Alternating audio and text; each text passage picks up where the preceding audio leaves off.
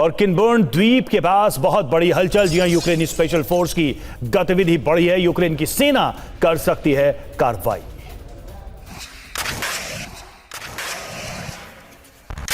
तो किनबर्न द्वीप के पास ये सारी एक्टिविटीज देखी गई हैं।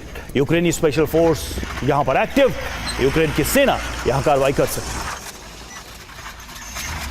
दो तस्वीरें हम आपको दिखा रहे हैं। एक तरफ तो रूस ने हमला किया और उसकी तस्वीरें भी जारी की हैं। गेरॉन से ये अटैक किया गया है, ट्रेनिंग कैंप है ये यूक्रेनी सेना का। वहीं दूसरी तरफ यूक्रेनी सेना भी बड़ी कार्रवाई की तैयारी करती हुई दिखाई दे रही है।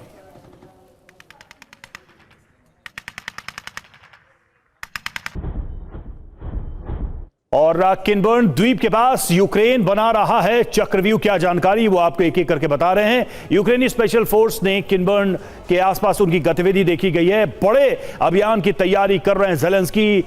ड्रिल और स्मोक स्क्रीन अभ्यास जारी है। लक्ष्य है किनबर्न, स्पिट, पोक्रोवस्क, हिरोइस्के और स्कादोवस्क और जालिज्नी पोर्ट पर भी टारगेट किया जा सकता है। इसके मायने क्या हैं? काला सागर और निप्रो के मुहाने पर रूस को कई चुनौतियां, सप्लाई लाइन और तटीय तैनाती को उलझाने की ये रणनीति दिखाई दे रही है। तो सीधे तौर पर यूक्रेन भी बड़ी तैयारी कर रहा है। कुलकर्णी सर, अब हमने रूस की बात की, रूस क्या कर सकता है, क्या विकल्प है उसके पास, यूक्रेन के पास क्या विकल्प है? जमीनें वो गवा ही रहा है। युद्ध उसके लिए भी कोई आसान काम नहीं है। दूसरों की दया पर वो जंग लड़ रहा है। ज़ेलेंस्की कब तक है, कब तक नहीं, पता नहीं। दूसरा कोई आए तो रूस से क्या डील करे, इसका पता नहीं। और उनके अपने लोग तो प्रभावित हो ही रहे। यूक्रेन को क्या करना चाहिए ताकि इस युद्ध से वो निकले?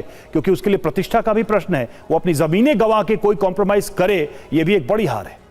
ज़ेलेंस्की को कम नहीं हाँकना चाहिए, किसी ने भी दुश्मन को कम नहीं हाँकना चाहिए, नंबर एक। नंबर दो, रूस ने शुरुआत में जो 20% इलाका लिया है, पिछले 5 साल में उसमें ज़्यादा बढ़ोतरी नहीं हुई है। तीसरी बड़ी बात, जिस प्रकार से ज़ेलेंस्की को लगातार हथियारों का सप्लाई नाटो के द्वारा और अमेरिका के द्वारा, और जिस प्रकार से प्रिसीजन स्ट्राइक के लिए मस्क का कंप्लीट सैटेलाइट का जो प्रोविजन दिया गया है, जिसके कारण जिस प्रकार से हमले हो रहे हैं। शुरुआत के हमले में हमने देखा कि 200-250 किलोमीटर से ज़्यादा के हम अमेरिका हथियार सप्लाई नहीं कर रहा था यूक्रेन को। अब यूक्रेन 700 किलोमीटर अंदर तक जाकर के हमला कर सकता है। ये जो डर अब रूस को बैठा है कि यूक्रेन को जिस प्रकार से, और यूक्रेन के भी साइंटिफिक कम्युनिटी को हमने कम नहीं हाँकना चाहिए। चाहे यूक्रेन को डिसार्म न्यूक्लियर किया होगा 30 साल पहले, लेकिन न्यूक्लियर नहीं है, इसलिए इतनी तक 5 साल लड़ाई चली है। अगर यूक्रेन न्यूक्लियर होता तब स्थितियां बिल्कुल अलग होती। लेकिन बावजूद इसके ये लड़ाई लंबी चली है और इसके जल्द खत्म होने की उम्मीद भी नहीं दिखाई दे रही है। देखिए, इस बीच खबर है कि ब्रिटिश नेवल फोर्स में बड़ा बदलाव हुआ है। ब्रिटेन की रॉयल नेवी में मिलेंगे हाइब्रिड युद्धपोत। टाई 45 डिस्ट्रॉयर की जगह 6 हाइब्रिड युद्धपोत होंगे रॉयल नेवी में शामिल।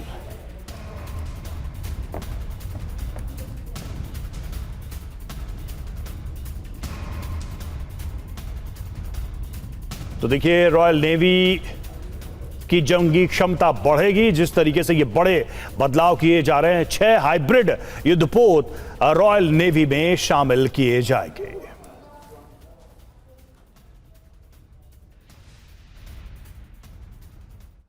तो कुल मिलाकर ये जंग अभी रुकती नहीं दिखाई दे रही है। पुतिन ने जो बयान दिया है, भविष्य में उसके क्या अर्थ निकलकर सामने आते हैं, उस पर भी हमारी नजर बनी रहेगी।